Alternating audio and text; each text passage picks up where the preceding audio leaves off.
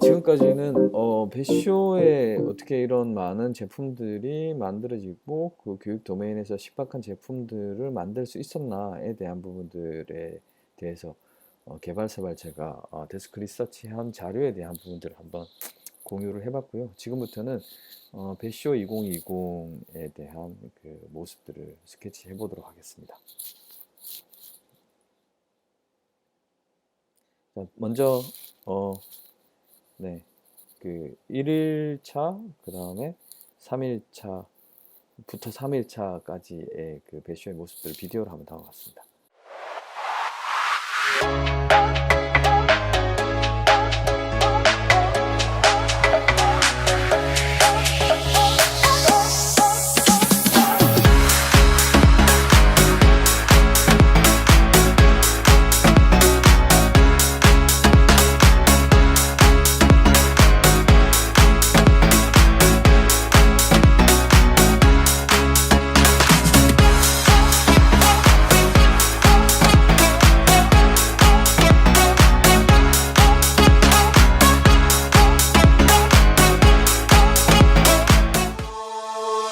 Ladies and gentlemen, welcome back.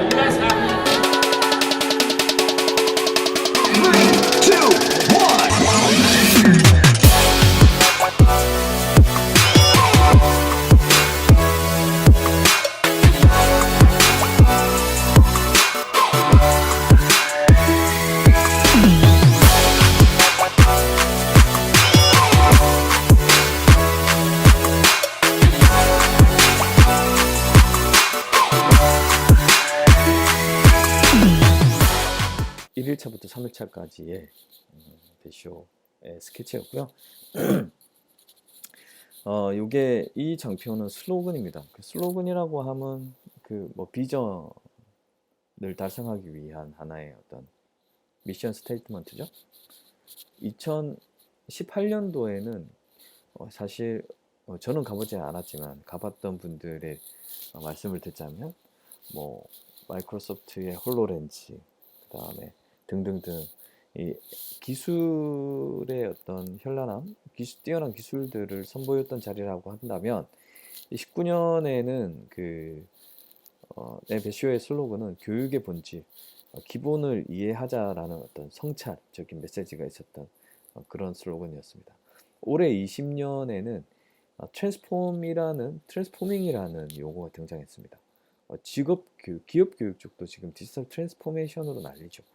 디지털 트랜스포메이션으로 여러 전통적인 기업들이 망하고 있고, 디지털 트랜스포메이션에 성공한 기업들은 흥하고 있는 그런, 그리고 노동의 시장이 파괴되고 있는 새로운 어떤 역량이 필요한 그런 어떤 사회적, 산업적 변화에 디지털 트랜스포메이션이라는 용어가 등장하고 있습니다. 이 용어가 2020년에 배쇼에서 등장했습니다. Creating a better future by transforming education. 그렇죠. 그 어떻게 학교의 성과, 학생의 성공, 그리고 이런 것들과 에듀테크를 어떻게 얼라인 시킬 것이냐에 대한 고민을 하기 시작했고, 본격적으로 그 영국은 학교의 디지털 트랜스포메이션, 교육의 디지털 트랜스포메이션 가속화를 위한 노력들을 하고 있구나라고 유추를 해볼 수 있는 슬로건입니다. 말씀드렸다시피 이미 이제 850여 개, 58개였나요? 그 정도 기업들이, 서비스들이 참여를 했고, 146개 기업, 국가들이 참여를 하고 있습니다. 실질적으로 일본보다 우리나라 한국관들이 훨씬 많은 그 한국관들의 규모가 훨씬 컸었고요. 약 34,000명 정도가 참여를 했고, 그리고 정부 사이드나 그 의사결정자들이 그 배사에서 초청했던 의사결정자들이 아마 한 1,300명 이상이 배쇼에 참가했다고 합니다. 그리고 약 150개 이상의 CDP 그 에듀케이션 쇼들이 운영이 됐었고요. 이 배쇼가 운영이 되기 전에 이미 배쇼에 참여할 서플라이들의 리스트들이 홈페이지 상에 공개가 되어 있기 때문에 이 서플라이들이 사전에 공급 업체들의 그들의 제품들을 사전에 쭉 보고 관심 있어 하는 그 제품들은 옆에 우측에 보시는 커넥트 앱을 통해 가지고 그 사전에 그 미팅 어레인지를 하고 미팅 할 수 있는 만날 수 있는 그런 전시 프로세스를 가지고 있었습니다. 아주 훌륭했습니다. 자, 그 배쇼는 총 6개 존으로 구성이 되어 있는데요.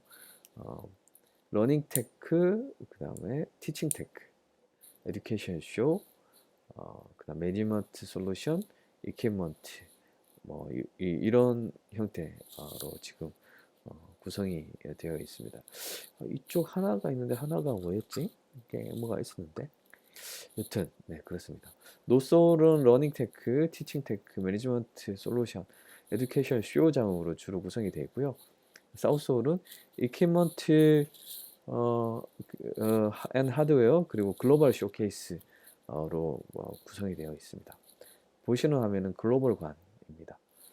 그리고 저희 한국관. 이 배쇼 전에 그 배쇼를 사전에 기획 단계에서 이 배쇼에서 어떤 문제들을 해결할 것인가를 솔루션을 제공하기 위해서 영국의 교육 현황에 대한 보고서들을 출간을 했는데요. 그 보고서들은 중에 주목할 만한 보고서들 2개를 한번 제가 분석해 봤습니다. 첫 번째는 Top 10 Challenge Facing Education 배사에서 출간한 보고서고요. 두 번째는 프로메탄에서 이제 그 출간한 보고서인데 그 영국이나 아일랜드 쪽의 기술 현황에 대한 부분들을 살펴봤습니다. 일단 뒤에 배쇼들을 보기 전에 배쇼 내용들을 좀 한번 살펴보기 전에 이들은 문제를 어떻게 인식하고 있나를 한번 살펴볼 필요가 있다고 생각을 했는데요.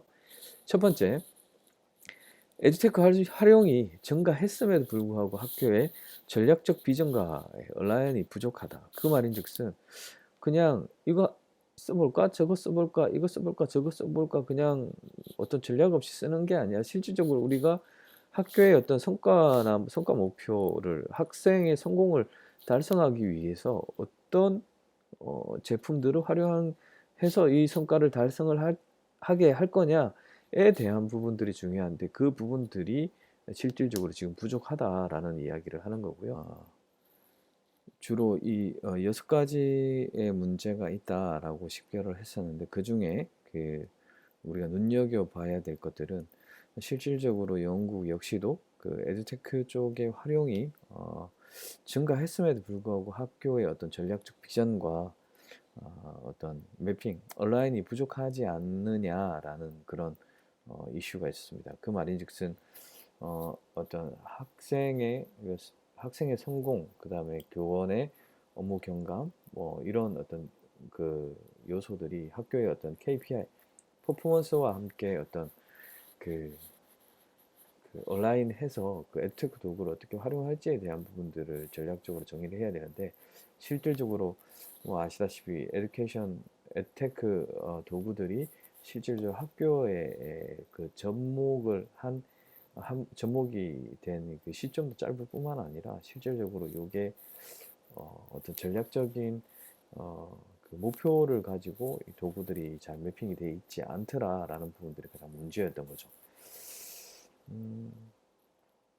그래서 뒤에 나오겠지만 그 연수 세미나 에듀케이션 쇼에서도 그 너네 그뭐 ready for edtech 뭐 이런 식의 에듀테크를 어댑테이션 할 수 있는 접목할 수 있는 너네 준비가 되어 있느냐 뭐 이런 그러면 학교가 얼마만큼 에듀테크를 받아들일 수 있는 준비가 되어 있는지에 대한 프레임워크, 뭐 이런 것들에 대한 주제로 세미나 발표도 있고 그랬습니다.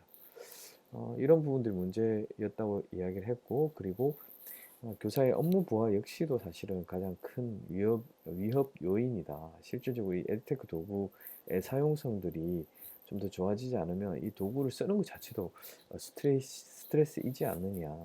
그리고 어, 예, 연수를 해줘야지. 이걸 갖다만 주면은 이 디지털 네이티브도 아닌 원주민들이 어떻게 쓰겠느냐라는 지점들에 대해서 문제라고 이야기를 했었고, 그래서 향후 1년 내 이제 1년 혹은 3년 사이에 가장 각광받을 주목할 만한 테크놀로지는 뭐냐라고 물어봤을 때는 뭐 이미 아시겠지만 어떻게 그 수업 설계를 잘 할 수 있지?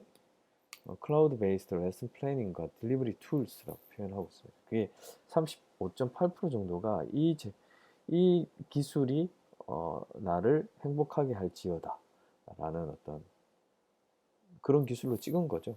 실제 선생님 우리나라도 마찬가지입니다. 어, 다양한 교수학습 모형은 나도 학교 때 배워보지도 않고 맨날 칠판 수업만 하다가 지금 이제 이런 다양한 교수학습 모형을 바탕으로 수업 혁신을 해야 되고 포시 역량을 애들한테 키워서 창의성을 높여야 되고 이런 것들에 대해서 선생님들도 처음이기 때문에 이 허들을 넘겨줄 수 있는 이 서비스들, 그리고 그 레슨 플랜 이후에 실질적으로 데이터를 게더링해서 그 개별 학습자들이 학습 결과들에 대해서 어, 근거를 보여줄 수 있는 그런 서비스들이 필요하다라는 것들의 35.8%가 동의를 한 바 있다고 봅니다.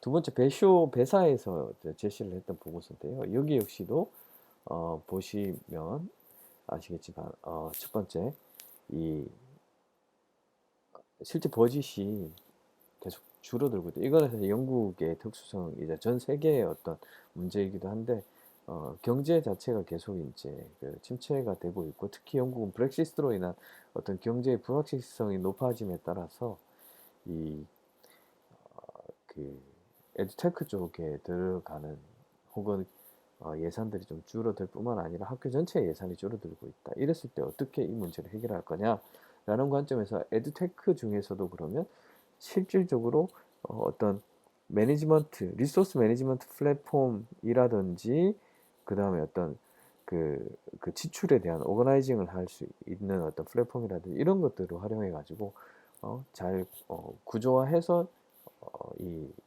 그 학교 예산과 학교 경영을 해야 된다라는 걸로 이제 이야기를 했고, 그 다음에 이제 가장 많이 나오는 이야기들 중에 하나가 보시다시피 이 웰빙, 그 학습자의 웰빙뿐만 아니라 그 스텝의 웰빙들도 필요하다. 그리고 integrating, collaborating with industry, 산업과 어떻게 협력을 할 거냐. 이제는 학교에서만 이 아이들을 가르칠 수 있는 게 아니라 인공지능과 소프트웨어 교육으로 이제 4차 산업에 필요한 역량들이 확대가 됨으로써 학교 범위 외에 민간 섹터에서도 이 협력할 수 있는 구조를 만들어야 되겠다라는 것들을 이들이 이야기를 하고 있죠.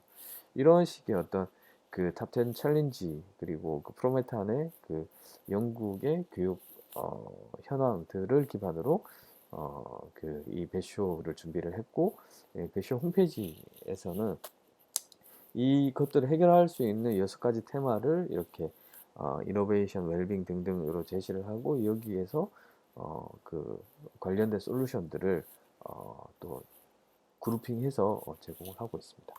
이런 것들 한번 보시면 될 것 같고요. 이번에 배쇼에서 봤었던 것들 중에는 아까 앞에서도 말씀드렸던 그 에듀테크 도구들에 대한 활용을 어떻게 해야지 되나, 이런 부분들에 대해서, 그리고 이 학교의 KPI와 얼라인시키기 위한 에듀테크 도구들은 어떤 것들이 있지라는 것들을 알려주기 위해서 배사에서는 지금 총 몇 개죠? 뉴캐슬부터 해서 이제 리버풀까지 네, 한 9개 되겠네요. 10개 정도 되겠군요. 10개 정의 그 지방에 로드쇼를 하면서 이 에듀테크 제품을 어떻게 활용하는지 뭐 이런 것들에 대해서 이제 그 제시를 하게 됩니다. 이런 부분들을 전달을 하기 위한 로드쇼를 계획을 하고 있고 배사를 적극적으로 알려내는데 배쇼에 배사가 참가를 하게 되었습니다. 요거는 그 2020년 그 수상을 한 제품들인데요. 우리나라 아이포트폴리오도 이 파이널리스트에 올라갔지만 약간 아쉽게 떨어졌습니다. 이 2020년 위너들을 보면은 신박한 제품들이 많죠. 뭐 예를 들어서 그 멜 사이언스 같은 경우에는 과학 실험 도구들을 구독 방식으로 가정이나 학교로 배송하는 구독 방식의 서비스, 그리고 부모 교육 서비스, 타임테이블, 락스타 뭐 등등등 되게 다양하고 재미난 제품들을 많이 볼 수 있습니다. 이 보시다시피 교수 지금 이제 그 총 6개 섹터에 등록이 된 제품들, 물론 복수계로 등록이 되어 있습니다만 제품들이 몇 개가 등록이 되어 있는지를 쭉 한번 뽑아봤는데요. 교수 학습 지도용 소프트웨어가 382개, 그 중에서 이제 커리큘럼 임프루먼트 관련된 게 87개 정도로 볼 수 있고, 그다음 학습 자료, 교육과정 향상 도구, 생산성 도구 등등등으로 그 제품들이 출시가 되고 있습니다. 전반적으로 이번 그 배쇼에서 제가 봤었던 트렌드를 한 5개를 뽑자고 하면, 첫 번째, 글로벌 기업, IT 기업들이 LMS 솔루션들이 LMS화 되는 게 아닌가. 되게 LMS 기능들이 강화되고 있다. 생태계, 얼라이언스를 기반으로 한 생태계들을 되게 강화시키고 있구나라는 것들이 하나의 어떤